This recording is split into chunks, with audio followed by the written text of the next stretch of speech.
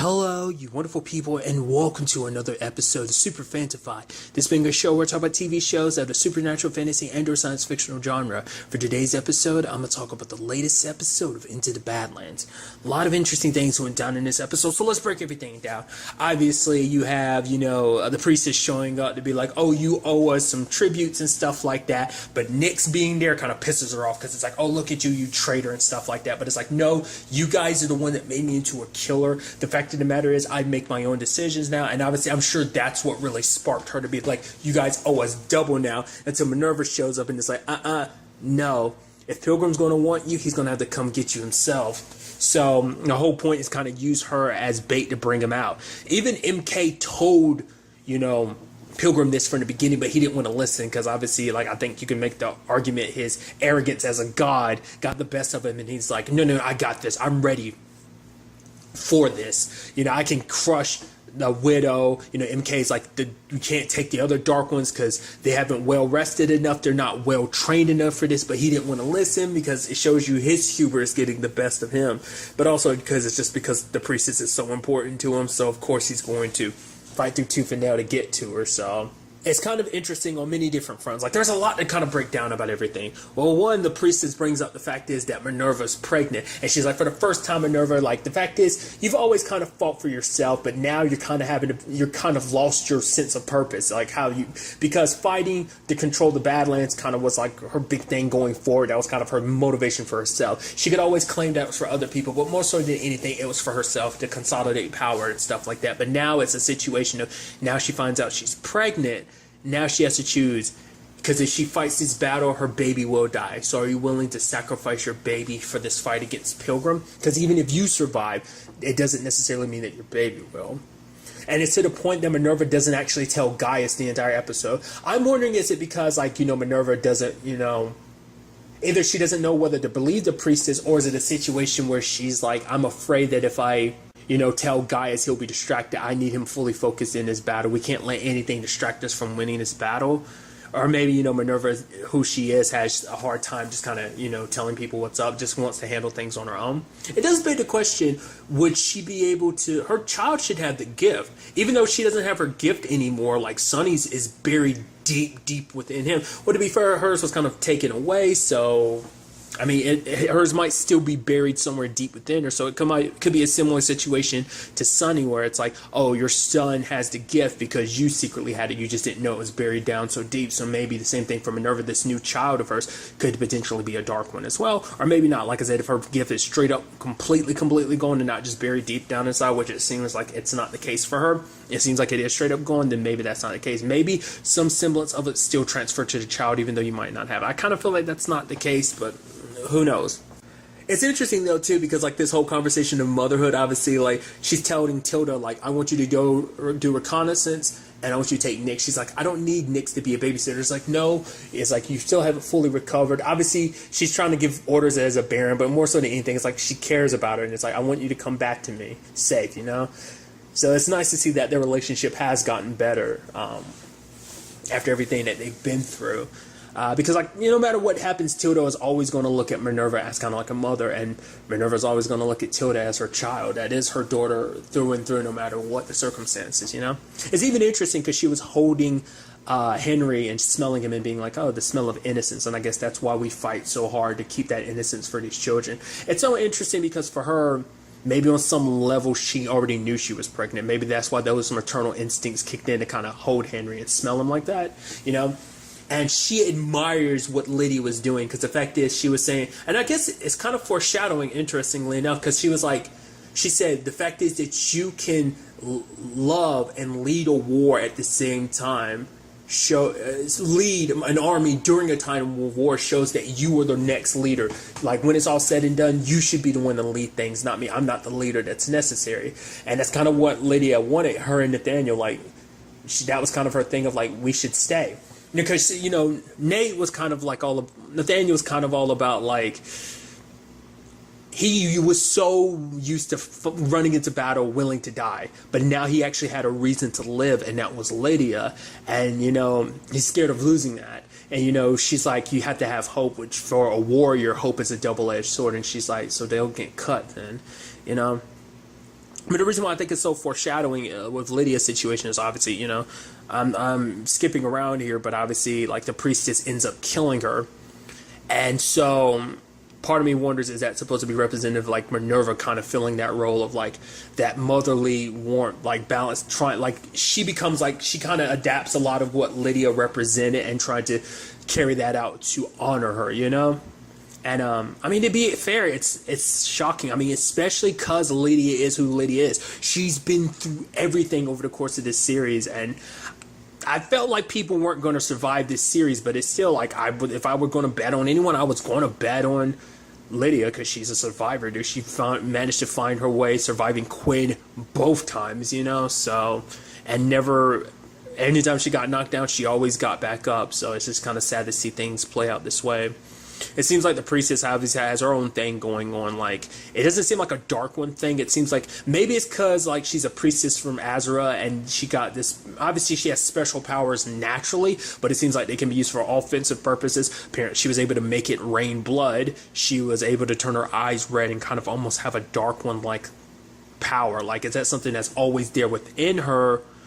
Did Pilgrim awaken that in her? Like, because like I said, I get the feeling that's probably more so like just a priestess ability straight up. But like I said, it's kind of a shame to just see things kind of play out the way they did for Lydia, you know, because when it was all said and done, you know, I guess you can take some solace in knowing maybe she's reunited with Ryder in some shape or form. I guess it still sucked, you know, especially for Nate.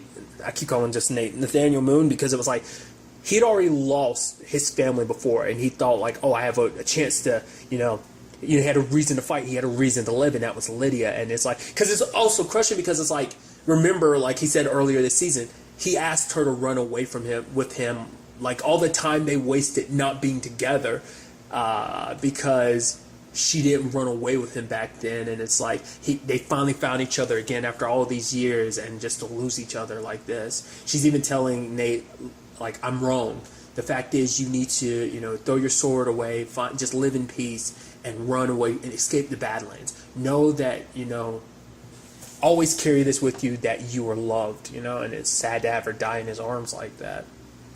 I get the feeling when it's all said and done, he's going to be the one to put the priestess down. Whether he comes out of it alive or not, what he does beyond that, I don't know. Will he go back to being who he was before? Will he keep on living for Lydia's sake? I mean, I guess that's the point of it, too, because he said Lydia gave him a reason to live, so he's going to go into this next battle. I don't think he's going to go find peace. He's going to get revenge, and he's kind of hoping that he dies on the battlefield, and maybe he will when it's all said and done. So it's definitely going to be interesting to see where things kind of go in that regard. Minerva's plan against...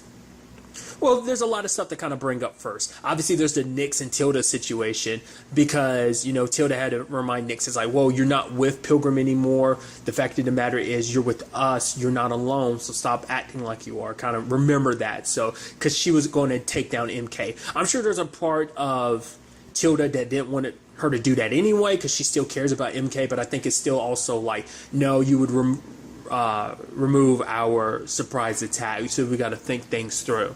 Her plan against Pilgrim actually went pretty well in certain regards. Obviously, a lot of the Dark Ones getting arrowed like that, digging up the trenches. I was like, what was the point of that? And it's like, oh, they filled it up with a liquid that was flammable. I'm like, no, that's really interesting. To kind of block their escape, the explosion. I even love Minerva being like, oh, are you too much of a mama's boy to fight me without your gift? And Pilgrim turns off his gift to fight her. Which Minerva obviously handles her own because she's a skilled fighter. But I love that moment, she falling back, like jumping back, and you have like Gaius and Tilda shooting those arrows, and the arrows lock in like grappling hooks, and she slides backwards down it like, you know, a backwards zip line. I was like, that's freaking sick, dude. And the explosion happens, hurting up quite a few of the Dark Ones, severely messing up MK, kind of burning his face. And obviously, it didn't work to the way that... Because the whole point was like, oh, make it so that the others would be reluctant to follow him. Because the moment they see that, you know, Pilgrim isn't a god, that he bleeds like any other man, then she thought that would shake their faith in him, but it didn't. Just because of everything they went through. What the Master put them through kind of just ignited their belief in him that much stronger, kind of turned them into extremists just because of that, So the Master's attempt, as she brought up last episode, her attempt to protect the world ended up kind of dooming it, kind of putting the loaded weapons in Pilgrim's hands. She might as well have loaded the proverbial guns herself. So I kind of got the feeling like when it was all said and done, I was like, the fact that she had that moment with Gaius knowing the thing about the kid, I feel like Gaius will probably die once he finds out about his kid. I don't know, but that's kind of where I'm leaning, especially because him and Tilda are kind of in a good space of like, yeah, if you hurt her, I'm going to, cut out your heart and stuff like that, she had said previously. So, but I feel like, because I was worried, because obviously going against all those dark ones, but luckily Gaius and Moon were able to get away. Sadly, his blade got broken, which, man, I love that sword. I was so pissed when Sonny gave it back to him earlier this season. I don't remember if I ever said that, but I'm like, because that sword is so cool. Yeah, it's a shame that blade got cut in half, so... I am curious about the whole MK situation, like what they're going to do with that, because obviously, because it's interesting because the priestess tried to convince Lydia to join her side because it's like, oh, Pilgrim is so merciful. Yeah, the same merciful Pilgrim that killed all the abbots and killed Castor, the boy that looked up to him, showing that he isn't the benevolent person, the benevolent God he wants to pretend to be.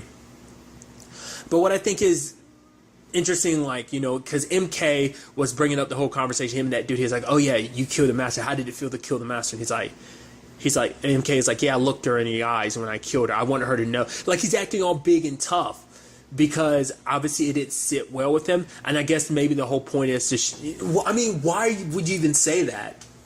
I guess he wants to prove to not just him, but to himself that, I faced up to the Master because he was scared of her. Everyone was scared of her. Only person who wasn't was Pilgrim.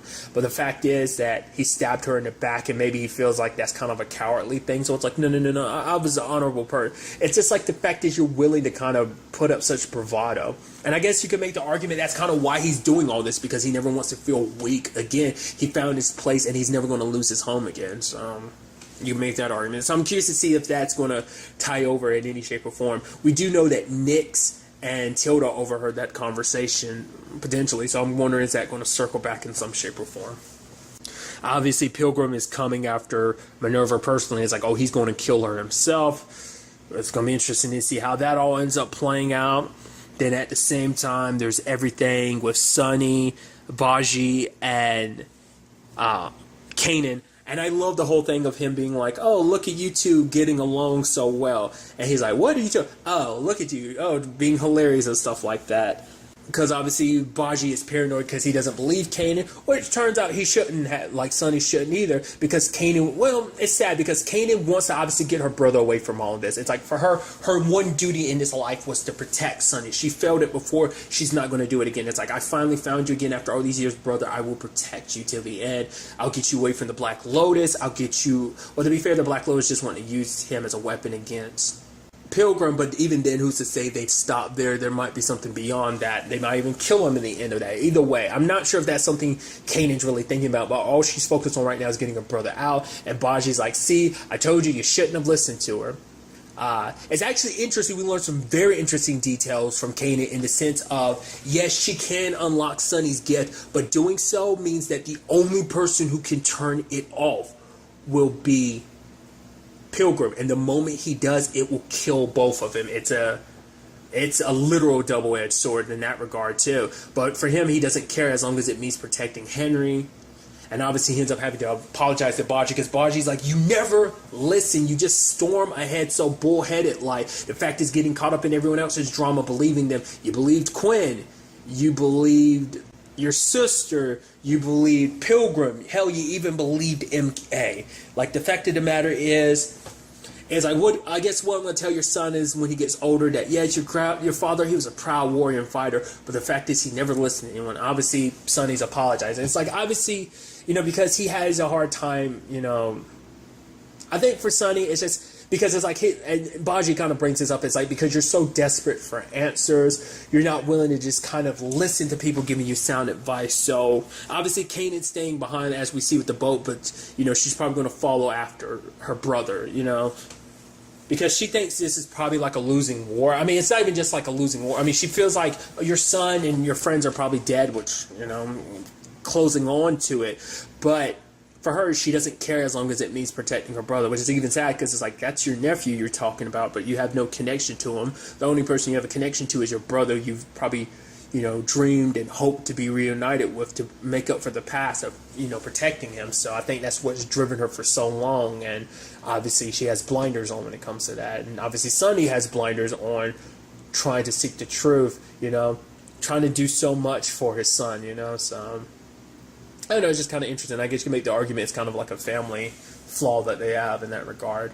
But obviously, it's going to be interesting because obviously everything is going down with Pilgrim, but also let's not forget the Black Lotus can't be counted out of this either. Things are not looking good. Like I said, things are turning sour in many regards, like just because of the Lydia situation. I was curious to see when it's all said and done, will anyone make it, like who will die at the end of the series or not? We've already lost Lydia. I'm curious, is it going to be an MK situation? Like, I kind of get the feeling like MK is going to die at the end of this. I feel like Sonny is too, but maybe maybe talking to Baji will convince him to kind of go down another route. It's kind of interesting because Lydia and Baji both got like their second chance. Well, Lydia got her earlier in the, like at the end of season 3A, and Baji obviously died like 2 episodes ago, but got resurrected last episode. So it's definitely going to be interesting to see how this plays out going forward. We are down to the wire, ladies and gentlemen. Only 2 episodes left, and I'm so curious to see how everything's going to play out. Win or lose, like what this is all going to look like. You're hoping for a win, but it's probably going to be a win with a sour taste in everyone's mouth. But ultimately, we'll just have to wait and see how it all ends. But really, that's all I'm going to talk about in this video. Till the next time we meet, be happy, be safe, live life to the fullest, and enjoy it. Good day and goodbye.